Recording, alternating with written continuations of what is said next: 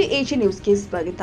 ವಿದ್ಯುತ್ ಖಾಸಗೀಕರಣ ವಿರೋಧಿಸಿ ಹಾಗೂ ಜಿಲ್ಲೆಯ ವಿವಿಧ ಕೃಷಿ ಸಂಬಂಧಿತ ಸಮಸ್ಯೆಗಳ ಪರಿಹಾರಕ್ಕೆ ಆಗ್ರಹಿಸಿ ಕರ್ನಾಟಕ ರಾಜ್ಯ ಕಬ್ಬು ಬೆಳೆಗಾರರ ಸಂಘ ಮತ್ತು ರಾಜ್ಯ ರೈತ ಸಂಘಟನೆಗಳ ಒಕ್ಕೂಟದ ವತಿಯಿಂದ ಗುರುವಾರ ಯಾದಗಿರಿ ಜಿಲ್ಲಾಧಿಕಾರಿಗಳ ಕಚೇರಿ ಮುಂಭಾಗದಲ್ಲಿ ಪ್ರತಿಭಟನೆ ಮಾಡಲಾಗಿದೆ. ಪ್ರತಿಭಟನೆಯಲ್ಲಿ ಭಾಗವಹಿಸಿ ರೈತ ಮುಖಂಡರು ಸರ್ಕಾರದ ವಿದ್ಯುತ್ ಖಾಸಗೀಕರಣ ನೀತಿಯನ್ನು ತೀವ್ರವಾಗಿ ವಿರೋಧಿಸಿದ್ದಾರೆ. ಖಾಸಗೀಕರಣದಿಂದ ರೈತರು ಮತ್ತು ಬಡ ಜನತೆ ಆರ್ಥಿಕ ಸಂಕಷ್ಟಕ್ಕೆ ಸಿಲುಕುವ ಸಾಧ್ಯತೆ ಇರುವುದರಿಂದ ಈ ಪ್ರಕ್ರಿಯೆಯನ್ನು ತಕ್ಷಣವೇ ಕೈಬಿಡಬೇಕು ಅಂತ ಆಗ್ರಹಿಸಿದ್ದಾರೆ. ರೈತರಿಗೆ ಕೃಷಿ ಸಾಲ ಕೊಡುವ ಸಂದರ್ಭದಲ್ಲಿ ಅನ್ವಯಿಸಲಾಗುತ್ತಿರುವ ಸಿಬಿಲ್ ಸ್ಕೋರ್ ನಿಯಮವನ್ನು ಸಂಪೂರ್ಣವಾಗಿ ರದ್ದುಪಡಿಸಬೇಕು. ಈ ನಿಯಮದಿಂದ ಅನೇಕ ರೈತರಿಗೆ ಸಾಲ ಸೌಲಭ್ಯ ದೊರೆತಾ ಇಲ್ಲ ಅಂತ ಪ್ರತಿಭಟನಾಕಾರರು ದೂರಿದ್ದಾರೆ. ಶಹಾಪುರ ನಗರದಲ್ಲಿ ಇರುವ ಬೀಜ ಮತ್ತು ರಸಗೊಬ್ಬರ ವಿತರಣಾ ಮಳಿಗೆಗಳನ್ನು ಕೃಷಿ ಉತ್ಪನ್ನ ಮಾರುಕಟ್ಟೆ ಸಮಿತಿಯ ನೂತನ ಮಳಿಗೆಗಳಿಗೆ ಸ್ಥಳಾಂತರಿಸಬೇಕು.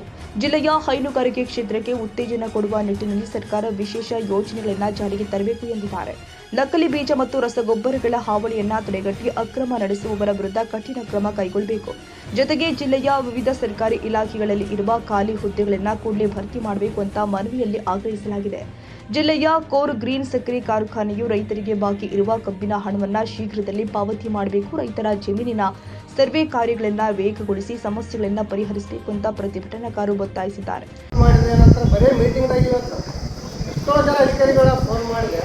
ನಾವು ಇಲ್ಲಿ ಬಂದೇ ಕೆಲಸ ಮಾಡ್ಕೊಂಡು ಎಲ್ಲ ಕೆಲಸ ಮಾಡ್ಕೊಂಡು ಮಕ್ಕಳು ಬರೀ ರೈತರ ಜಮೀನು ಕೆಲಸ ಇರ್ತಾವ, ಬಿತ್ತನೆ ನಡೀತಾವ.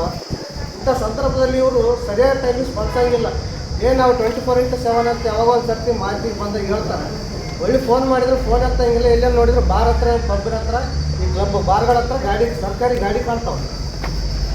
ಇವ್ರು ಏನು ಅಧಿಕಾರಿಗಳು ಮಾಡೋಂಥದ್ದು ಬೇಜವಾಬ್ದಾರಿ ಥರ ಮಾಡ್ತಾರೆ. ಏನು ಬರೀ ಮೀಟಿಂಗ್ ಮಾಡಿ ಏನೋ ಅಭಿವೃದ್ಧಿ ಮಾಡ್ಯಾರ ನಮ್ಗೆ ಗೊತ್ತಾಗ್ತಾ ಇಲ್ಲ. ನಮ್ಮ ರೈತರು ಎಲ್ಲಿರ್ಬೇಕು ಅಲ್ಲೇ ಅದ ಇನ್ನಾದ್ರೂ ನಮ್ಮ ಜಿಲ್ಲೆ ಒಳಗೆ ಈ ಸಂದರ್ಭದಲ್ಲಿ ಜಿಲ್ಲಾಧ್ಯಕ್ಷ ಯಲ್ಲಪ್ಪ ಎಚ್ ನಾಯ್ಕ ಮಲ್ಲಿಭಾವಿ, ಜಿಲ್ಲಾ ಗೌರವಾಧ್ಯಕ್ಷ ಶಿವಶರಣಪ್ಪ ಹಳ್ಯಾಳ, ತಾಲೂಕು ಅಧ್ಯಕ್ಷ ಶಂಕರ ಜಗತಟ್ಟಿ ಸೇರಿ ಹಲವು ರೈತ ಮುಖಂಡರು ಮತ್ತು ರೈತರು ಉಪಸ್ಥಿತರಿದ್ದರು. ಪ್ರತಿಭಟನೆ ಬಳಿಕ ಜಿಲ್ಲಾಧಿಕಾರಿಗಳ ಮೂಲಕ ಮುಖ್ಯಮಂತ್ರಿಗಳಿಗೆ ಮನವಿ ಪತ್ರ ಸಲ್ಲಿಸಲಾಗಿದೆ. ಕನ್ನಡಿಗರ ಮೆಚ್ಚಿನ ನಿಮ್ಮ ಎಜೆ 24/7 ನ್ಯೂಸ್ ಕನ್ನಡ ವಾಹಿನಿ ಇದೀಗ ಟಿವಿಯಲ್ಲಿ ಲಭ್ಯ. ನೋಟಿಸ್ ಕೊಟ್ಟಿದ್ರೆ ವಾಪಸ್ ತಗೋತೀವಿ.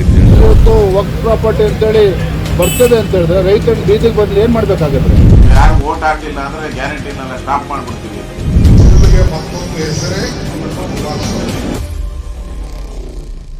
ಕರ್ನಾಟಕ ಮತ್ತು ದೇಶ ವಿದೇಶ 360 ಡಿಗ್ರಿ ಸುದ್ದಿ ಹಾಗೂ ಉತ್ತರ ಕರ್ನಾಟಕ ಬೆಳಗಾವಿ, ಬಾಗಲಕೋಟೆ, ಧಾರವಾಡ, ಹಾವೇರಿ, ಗದಗ, ಬಿಜಾಪುರ ಜಿಲ್ಲೆಯ ಕ್ಷಣ ಕ್ಷಣದ ವಿವರವನ್ನ ಪಡೆಯುವುದಕ್ಕೆ ಎಜೆ 24/7 ನ್ಯೂಸ್ ಕನ್ನಡ ವಾಹಿನಿಯನ್ನ ಲೈಕ್ ಮಾಡಿ, ವಿಡಿಯೋಗಳನ್ನು ಶೇರ್ ಮಾಡಿ, ಕಮೆಂಟ್ ಮಾಡುವ ಮೂಲಕ ನಮ್ಮ ವಾಹಿನಿಗೆ ಸಹಕಾರ ನೀಡಿ ಮತ್ತು ಚಾನೆಲ್ ಅನ್ನ ಸಬ್ಸ್ಕ್ರೈಬ್ ಮಾಡಿ. ಧನ್ಯವಾದಗಳು.